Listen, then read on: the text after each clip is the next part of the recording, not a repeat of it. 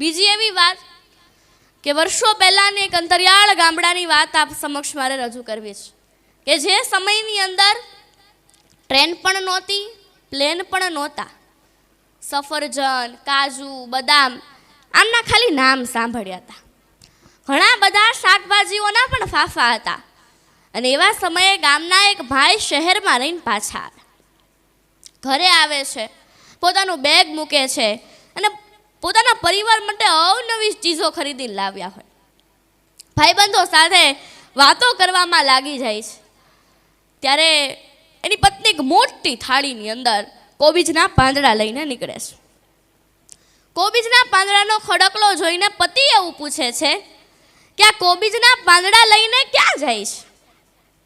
પત્ની ગુસ્સાના ભાવથી એવું કહે છે કે આ શહેરવાળા તમને છેતરી ગયા. આની અંદર ગોઠલું કે